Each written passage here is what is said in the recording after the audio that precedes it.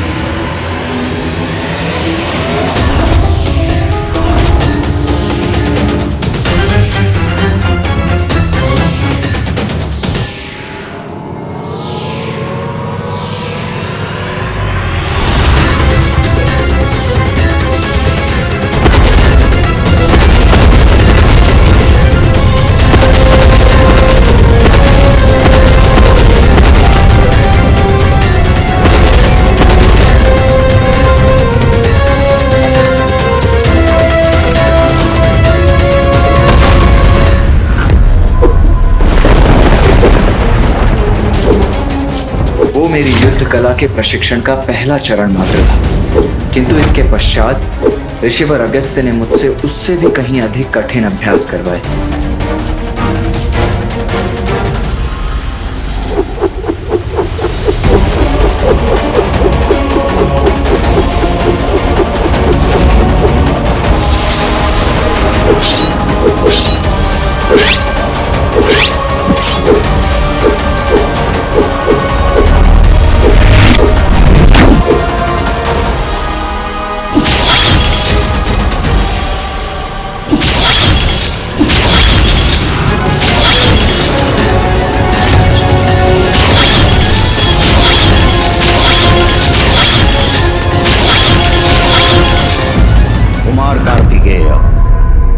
मैंने आपको अपने शिष्य के रूप में स्वीकार कर आपको संपूर्ण युद्ध कौशल की विद्या प्रदान की है। अब आप पूर्ण रूप से प्रशिक्षित हो चुके हैं, अतः आप यहां से प्रस्थान करने के लिए मुक्त हैं। इतनी शीघ्र?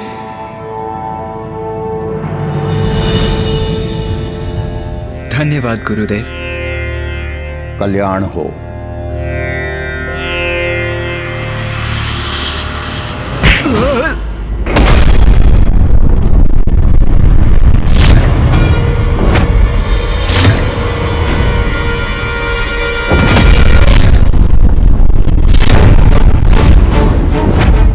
क्या हुआ गुरुदेव? आपने ही तो कहा था कि मैं प्रस्थान कर सकता हूं। गुरुदेव ने ऐसा क्यों किया मैं समझा नहीं, किंतु उनके आदेश का पालन करना मेरा कर्तव्य है।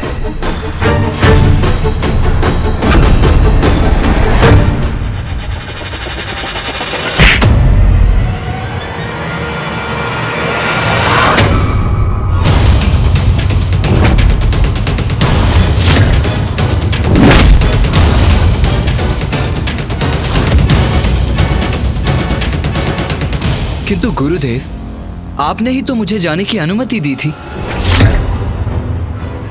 भैया, ये कैसी परीक्षा थी ऋषि अगस्त्य की? मैं तुम्हें जाने दूंगा, किंतु इस अंतिम परीक्षा के बाद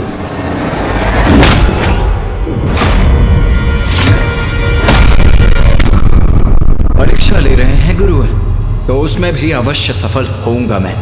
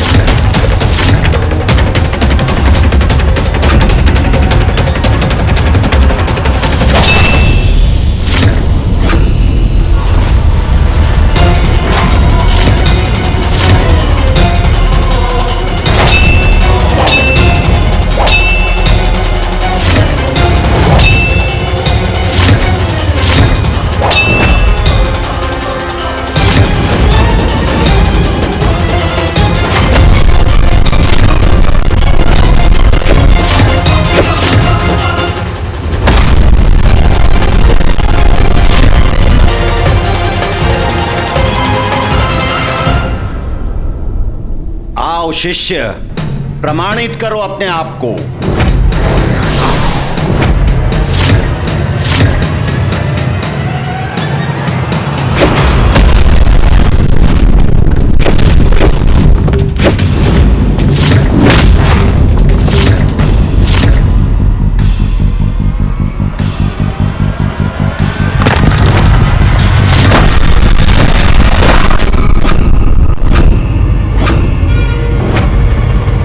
ये भूमि के मध्य सिंहासन कहां से प्रस्तुत हुआ?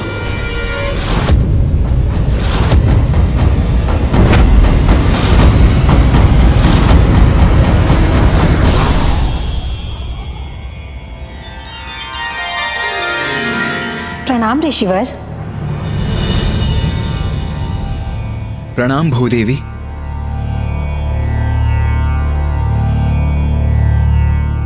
ऋषिवर, मैं गुरु और शिष्य के मध्य हस्तक्षेप नहीं करना चाहती थी, किंतु आपको इस प्रकार गिरते हुए भी नहीं देख सकी, इसलिए मैंने आपके लिए सिंहासन प्रस्तुत किया।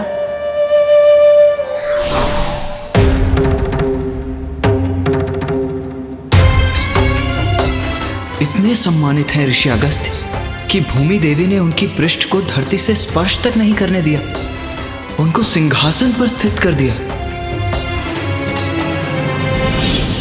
भैया, ऋषिवर अगस्त्य की महानता तो अद्भुत है, जिनका सभी आदर व सम्मान करते हैं। बताइए ना भैया, फिर क्या हुआ? कुमार कार्तिकेय, अब आपको सिखाने के लिए मेरे पास कुछ भी शेष नहीं है। अब आप संपूर्ण योद्धा बन चुके हैं। धन्यवाद ऋषिवर, ये तो आपकी ही कृपा है। आपसे शिक्षा पाकर मैं धन्य हुआ। आप मेरे श्रेष्ठ शिष्य हैं कुमार कार्तिकेय। आप सदा मेरे सम्मान का कारण बनेंगे। कल्याण हो। ऋषि अगस्त्य की कृपा से ही मैं इतना महान योद्धा बना गणेश। उनकी महानता का वर्णन शब्दों से नहीं किया जा सकता अनुज। हाँ भैया, उचित कहा आपने।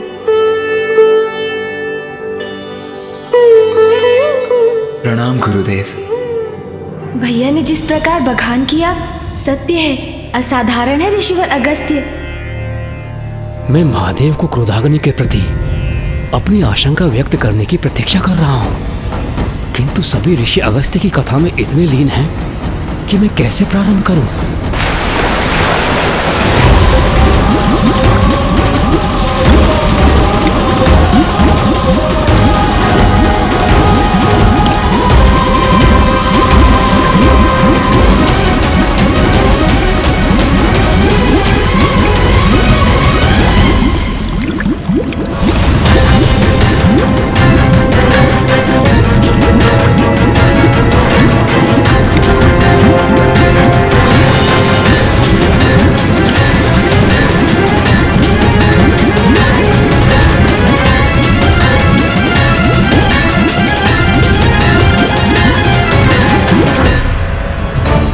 सा अज्ञात संकट हमारी प्रतीक्षा कर रहा है, हमें ज्ञात भी नहीं। किंतु पिताश्री, यदि ऋषिवर अगस्त्य नदी को अपने कमंडल से बाहर नहीं आने दे रहे हैं, तो क्या हमारे पास कोई और उपाय नहीं है?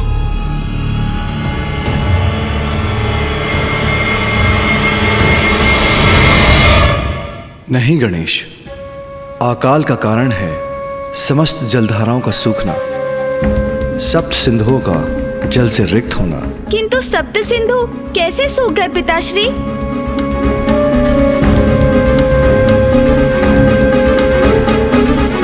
ऋषि अगस्त्य ने सप्त सिंधुओं का जलपान कर लिया।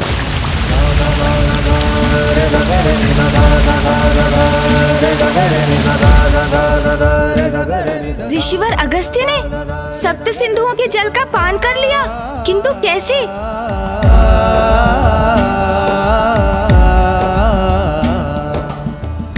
हाँ गणेश जी,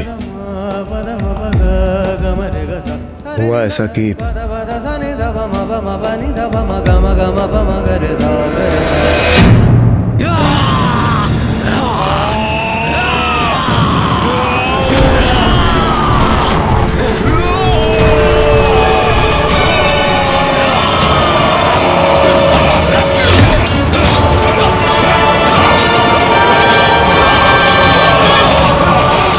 और इस प्रकार देव और दानवों के मध्य देवासुर संग्राम छिड़ गए और असुर हम पर घातक प्रहार करने लगे। एक लंबी अवधि तक ये संग्राम चला।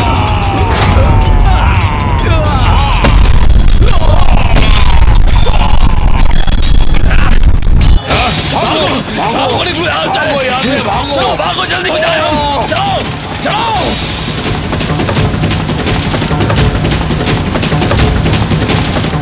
पीछा करो, नष्ट कर दो इन असुरों को। भागो,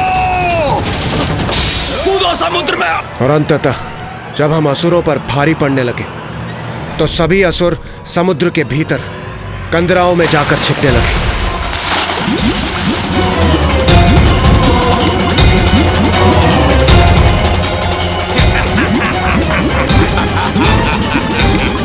अब तुम हमें क्या मार पाओगे देवताओं? तब सभी देवताओं ने ऋषि अगस्त्य से समुद्र को जल से रिक्त करने की प्रार्थना की।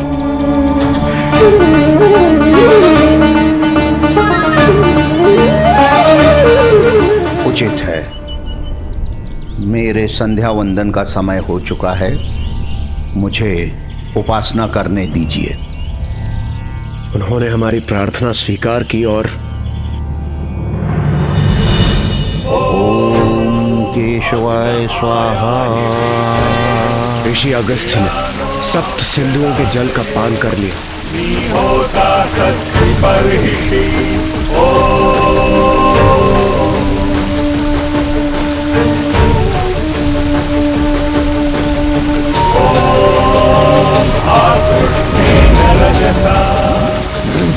ये क्या? जल का स्तर कैसे कम हो रहा है? हाँ?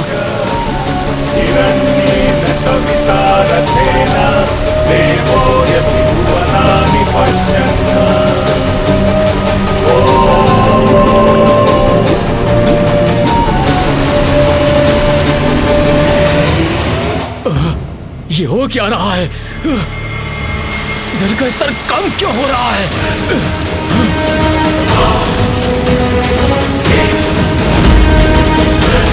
अरे सागर का जल कहां जा रहा है? ये क्या हो रहा है? इस प्रकार जलहीन हो गया सागर तो हमारा विनाश संभव हो जाएगा। हम क्या करें अब?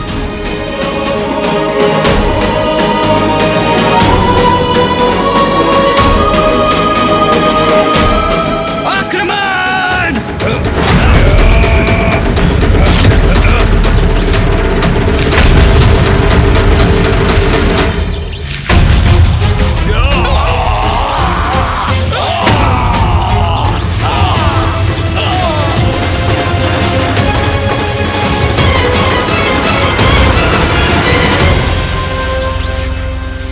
हमारे अस्त्रों की उष्णता से समुद्र के बाहर की भूमि, नदियां, जलाशय सभी सूख रहे थे।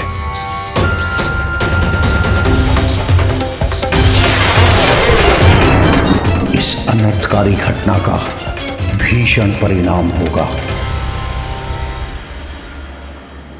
हमने तो कल्पना भी नहीं की थी हमारे अस्त्रों का इतना विध्वंसक परिणाम होगा। किंतु इंद्रदेव, ऋषि अगस्त्य ने समुद्र के जल का पान कर लिया तो समुद्र में जल लौटा कैसे?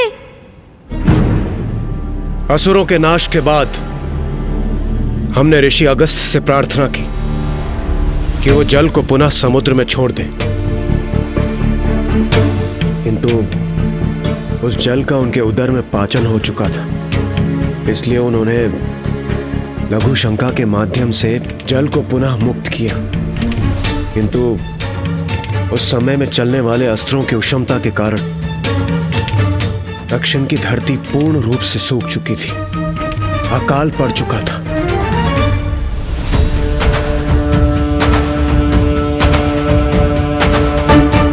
और उस अकाल से मुक्ति पाने की चिंता में ऋषि अगस्त्य पूर्ण रूप से डूब चुके थे।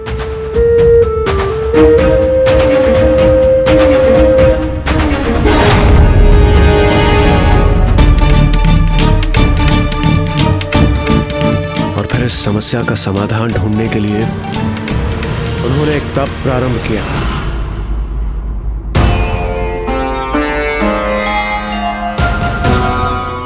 नारायण, ब्रह्मदेव, महादेव, आप शीघ्र यहां जल भेजिए। जब तक दक्षिण का यह काल समाप्त नहीं हो जाता, मैं जल की एक बूंद का भी सेवन नहीं करूंगा।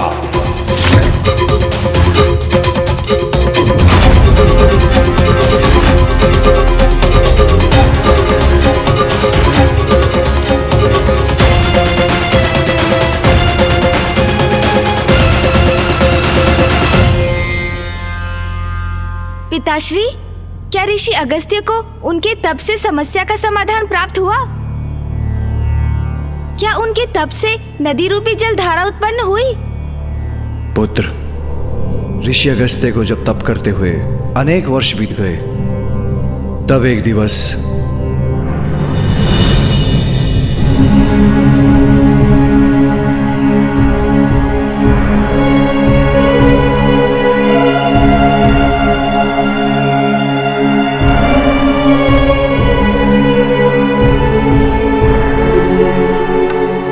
पुत्र अगस्त्य,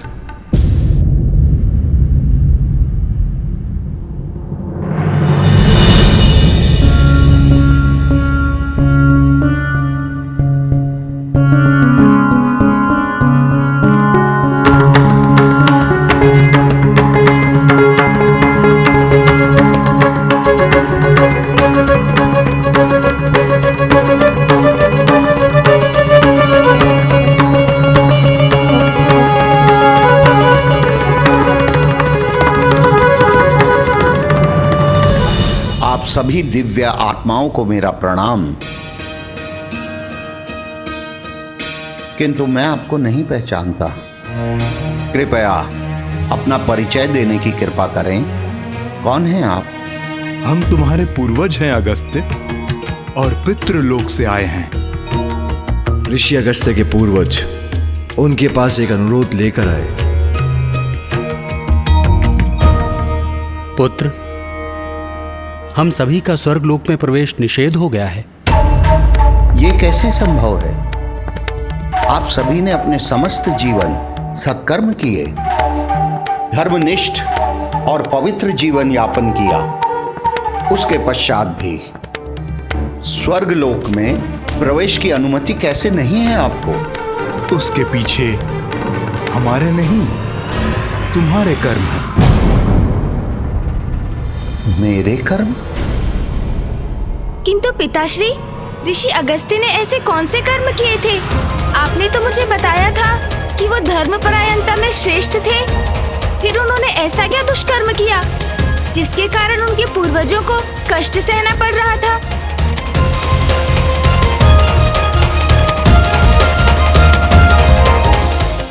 कभी कभी जो कर्म आप करते हैं वो नहीं, अपितु जो आप नहीं करते वो आपके जीवन में समस्या उत्पन्न करते हैं।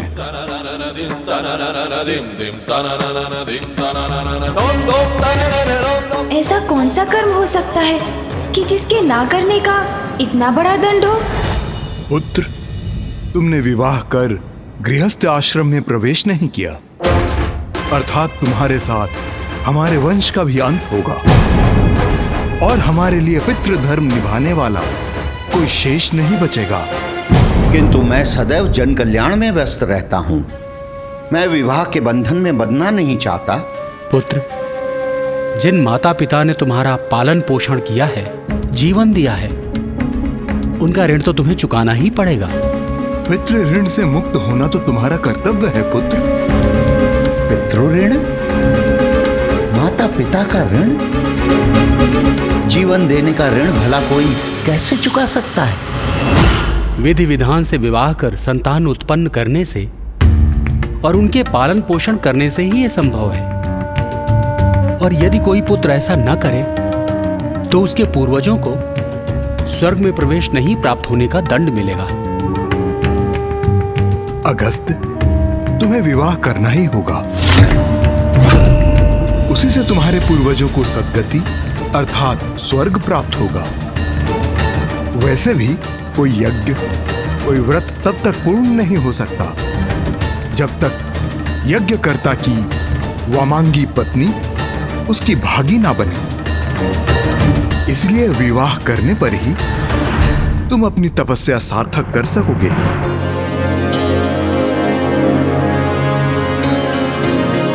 और तुम्हारे विवाह से ही दक्षिण का अकाल भी दूर होगा।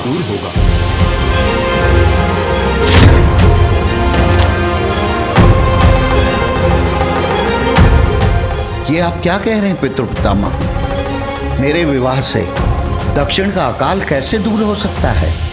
वो भी ज्ञात हो जाएगा, किंतु सर्वप्रथम तुम्हें राजा कवेर के पास जाकर विवाह हेतु उनकी पुत्री लोपामुद्रा का हाथ मांगना होगा। अर्थात विवाह करना ही होगा मुझे। अपने पूर्वजों के आदेश अनुसार ऋषि अगस्त्य ने विवाह करना स्वीकार कर लिया। वो विदर्भ नरेश राजा कवेर के पास उनकी पुत्री से अपने विवाह का प्रस्ताव लेकर गए, किंतु ये ऋषिवर के लिए इतना सरल नहीं था, क्योंकि अति सुंदरी देवी लोपामुद्रा अपने धर्म आचरण के लिए भी प्रसिद्ध थी और उनके पिता उनसे अत्यधिक स्नेह करते थे।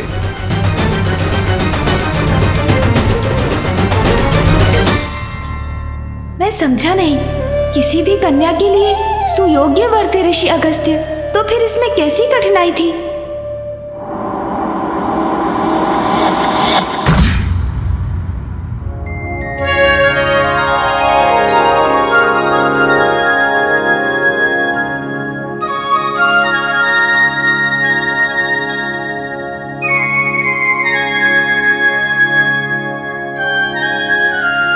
नाथ, भोजन प्रारंभ कीजिए, अन्यथा ये शीतल होकर अपना स्वाद खो देगा। महारानी, आप भली भांति जानती हैं, जब हमारी प्रिय पुत्री अपने हाथों से हमें भोजन कराती है, हम तभी भोजन करते हैं। कहाँ है हमारी पुत्री लोपामुद्रा? मैं यहाँ हूँ पिताश्री।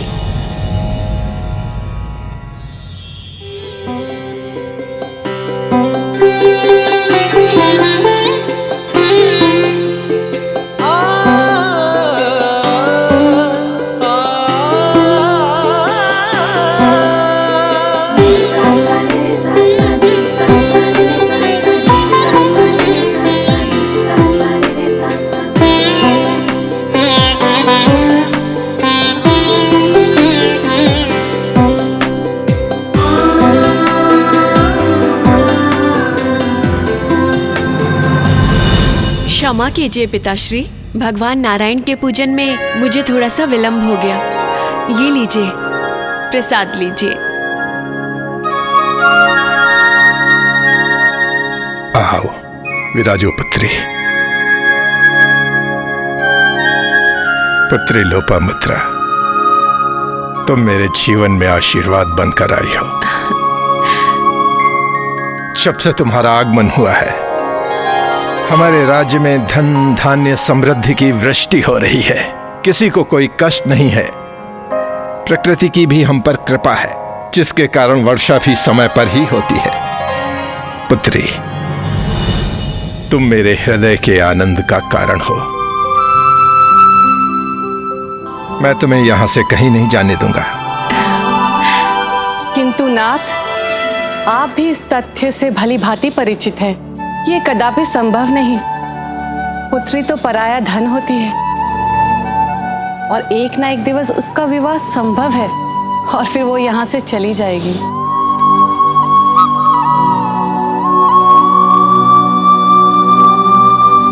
प्रणाम महाराज, आपसे भेंट करने ऋषि अगस्त्य पधारे हैं।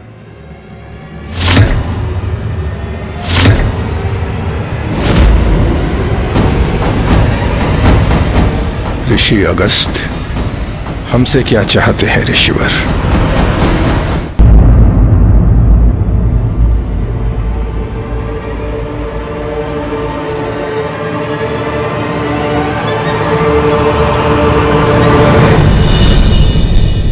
ऋषिवर, आपका यहां स्वागत है। ऋषिवर, आपके यहां आगमन का कोई कारण अवश्य होगा। कहिए, आपकी ऐसी कौन सी इच्छा है जो मैं पूर्ण कर सकता हूं?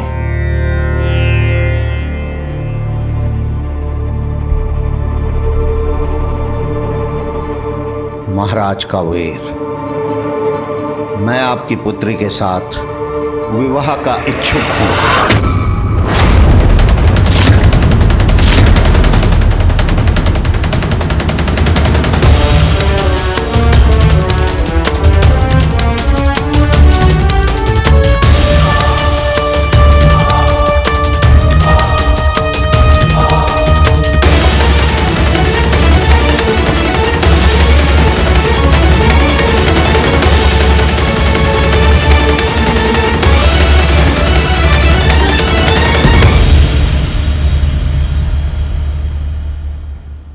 क्या विचार कर रहे हैं राजन?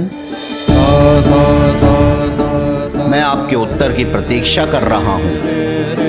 कहिए, आपको मेरा प्रस्ताव स्वीकार है?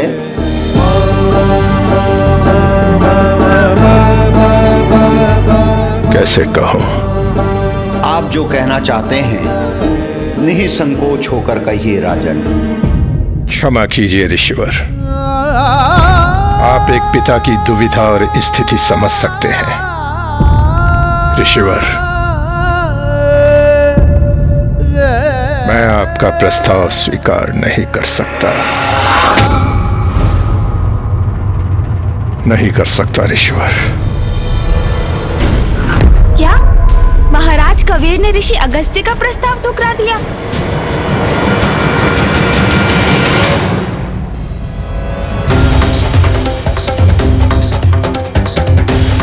किंतु क्यों पिताश्री?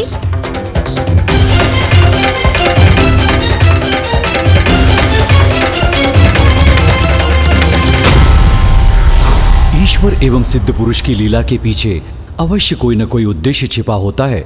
आवश्यकता है हमें उसे समझने की।